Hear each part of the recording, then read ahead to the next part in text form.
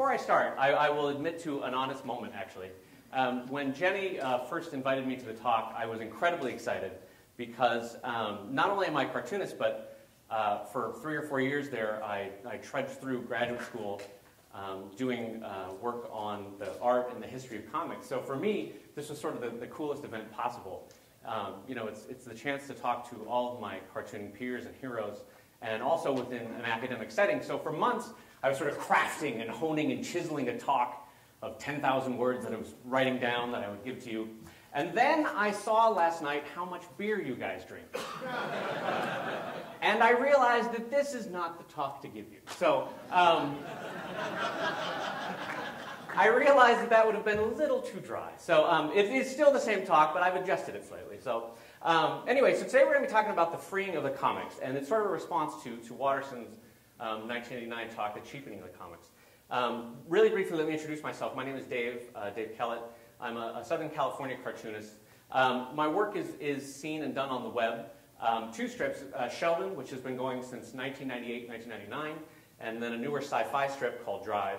I also co-authored a book called How to Make Webcomics, which was sort of an attempt of my co-authors and I to sort of give back to a younger generation of all the mistakes we've made, all the things we've learned, and sort of how to build a career online.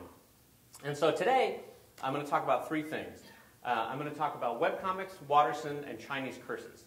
And the Chinese curse is, may you live in interesting times. You guys probably know that curse. So first, let's talk about webcomics. What are webcomics? Webcomics are pretty much everything you ever knew about print comics, plus the internet, plus awesomeness, and that's essentially webcomics. So no, I mean, what's interesting about webcomics is in the 250 years of English-speaking comics, we've never had something like this, where, you know, everything, we've had Hogarth who sold patron subscriptions, Gilray sold prints in England, we've had everything from syndication to freelance to working on staff. We've never had a business model where someone gives away something for free and then makes a living on it. It's counterintuitive and it's confusing at first. So we're going to be talking a bit about that today. And the term webcomic, by the way, shouldn't be read as comic on the web. That's a little too descriptive. Because we all know that every single one of us in this room straddle both worlds. We're both online and we're in print as cartoonists. So we're all on the web in one form or another. What I'm talking about when I say webcomic is more of a mindset of an independent, not corporately involved comic. And by that I mean either a syndicate, a publisher, an editor, a distributor, anything like that. It's very much creator-owned. It's closer philosophically to the black and white comic books of the 80s, if you can think back to that, than to the newspaper comic strips that they so often closely resemble. You see, webcomics thrive by disintermediation, which is the removal of the middleman. As I said, there are no syndicates, there are no publishers, there are no editors, there are no distributors, there are no salespeople. So the salaries involved are far fewer.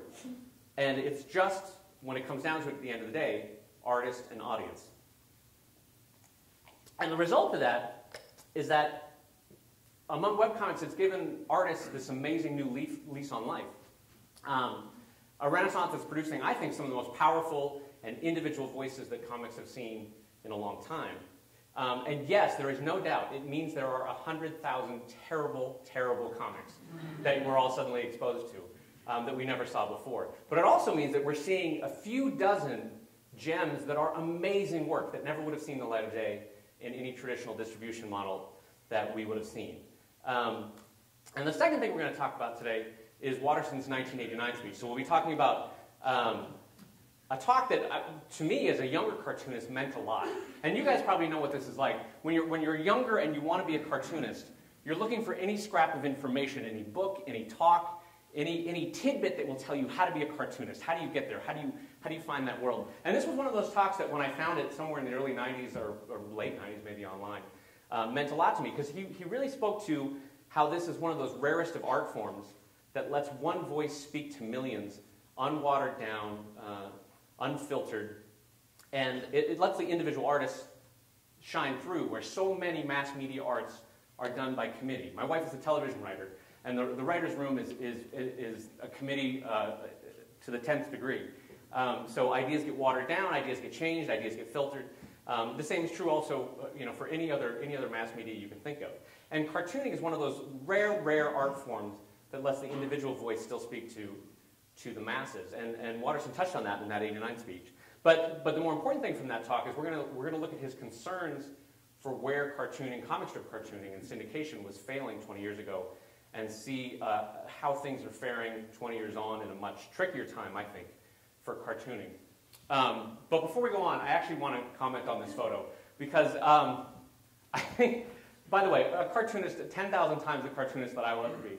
But how unfortunate is it that if you've decided to take a life that's a step away from fame, which is very hard in America to do, that this is the one photo that you're left with. I mean, God bless the guy, but don't you think he ever looks at this and goes, really, that sweater? Really? The desk that looks too small for me, that's the one I'm stuck with? Come on. But, so anyway, the third thing that we're going to talk about is May You Live in Interesting Times, that Chinese curse. Because it frames both the talk, the subject matter we'll be discussing about webcomics and about Watterson's speech. We're living, as you guys know, in very interesting times, not only because of the recession, but it's a time of great peril and also great opportunity for cartoonists. And we're all very familiar with the perils that comic strip cartooning is facing. Things like newspaper syndication falling by a quarter since 2000, 72 papers having folded completely since 2000, excuse me, hundreds more flirting with bankruptcy, and almost every single comics page getting smaller in page count and smaller in number of strips produced. But far fewer of us, because the audience is so smaller and because it's so new, are familiar with the opportunities that are arising right now for comics in webcomics. And I want to be clear here, there are opportunities arising. This is a matter of dispute and debate online very often, and it's unfortunate because it may not be the life you traditionally envision as a cartoonist. It may not be the path you traditionally envision as for a cartoonist. But careers are being built, and houses are being bought, and lives are being planned out because of careers in webcomics. So it's a very real thing. And it's important to stress that because future options for comic strip cartoonists are not plentiful, as this room knows very well. I agree with most pundits that newspapers will survive the move to digital. If anything, people are hungry for more information online, and the news cycle is perfect for that sort of thing. But the thing that gets lost, I think, in that discussion is that newspapers will survive the move to all digital distribution, but the syndication model will not survive the move for comic strips anyway, will not survive the move with it.